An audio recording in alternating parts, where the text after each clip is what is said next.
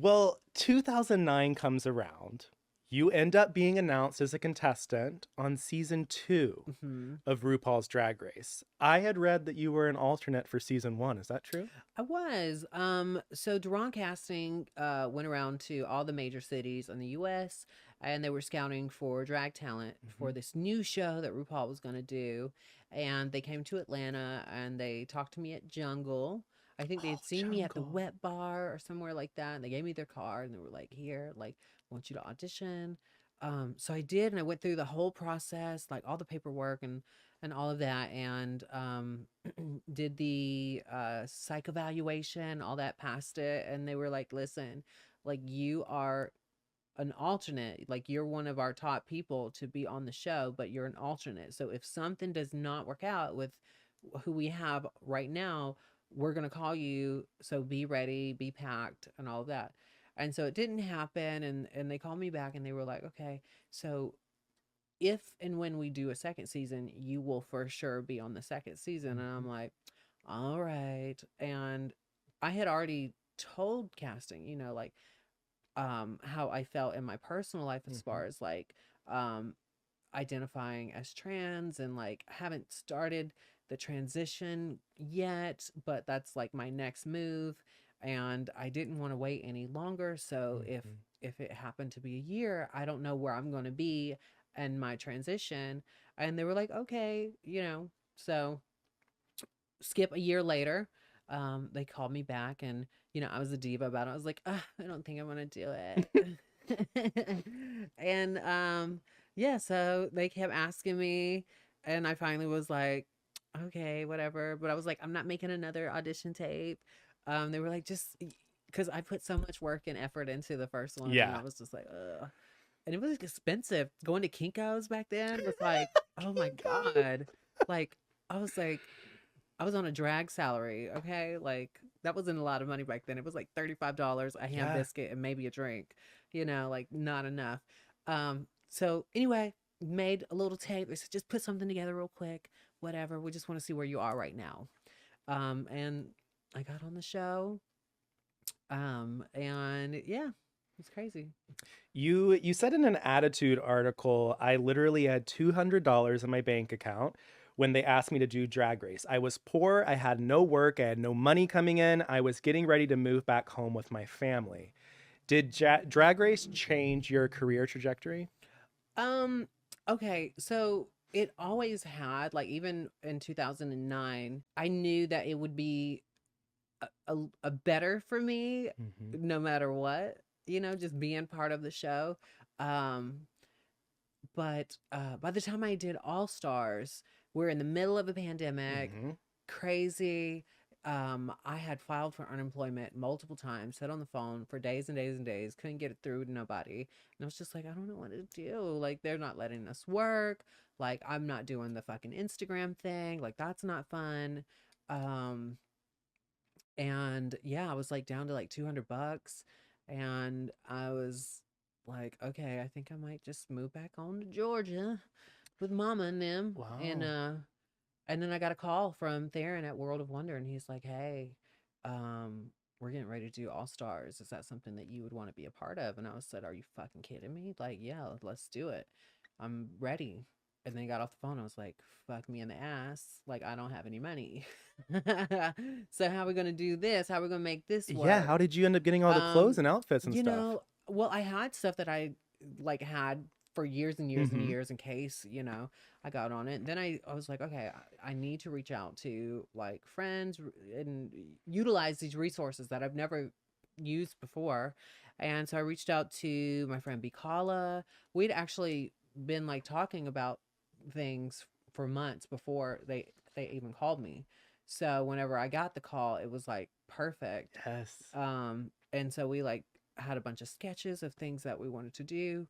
Um, I reached out to a girlfriend of mine, Taryn, who had like shit tons of wigs. And I was like, girl, like, I need to borrow some hair for like a month or so. And she's like, okay. So I borrowed hair from her. Um, let's see. I reached out to my friend Howie B, who makes stuff for like Lizzo and Ariana Grande. and he made like all my stuff for the Holisley spectacular that I did, Yes. Your and little he was cute so gingerbread good. outfit. Willem was like, because I had never like had anybody make me anything, and Willem, when I was getting ready for the Holisley special, she was like, "Oh, you need to call this guy. He's like really quick. He's really good." And so I've been working with him, and he made like a couple of my outfits Hmm. for All Stars. So and then I had a few friends like Shangela sent me money. One of my Oh, drag that's cute. daughters sent me money. My friend Nick sent me money. So I probably um my whole package altogether probably at the end of the day maybe cost me,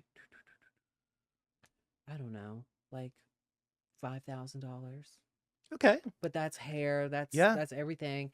Um and one thing I did not have was good makeup. I couldn't afford good makeup. So the makeup I had was all like drugstore makeup. Yeah. But I made it work. Whatever. I You like look at did. it and I'm like, oh, I wish I would have used a different foundation. But I look back at it and I was like, and I'm a firm believer, like everything that you need, you already have. Just Yeah, look around. Like it's there already. So don't really get caught up in what you don't have because what you need is already there. exactly. Hmm. I think you did such a great job. Like literally All Star 6 was phenomenal. Like being reintroduced to you because we had seen you on season 2, Hmm. but this is a complete, different Kylie that we see in season 2. If I'm correct, you did not talk about your trans journey, right? You didn't say anything about that. It wasn't aired, It wasn't it. You but did. I did mention it. It did not make the cutting room Hmm. final episodes or whatever.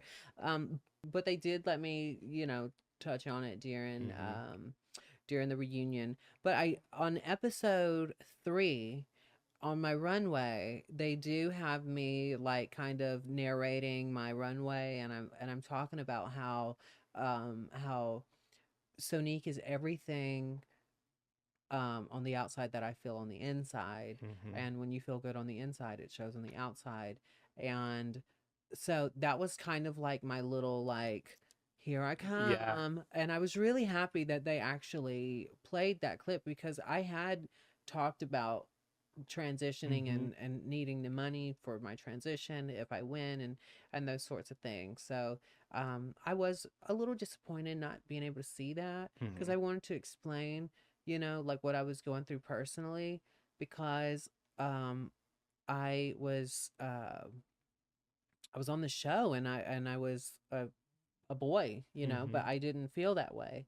And I was playing the part of the boy because that's what the criteria to be on Drag Race at Yeah. the time was be male and transform into this female character.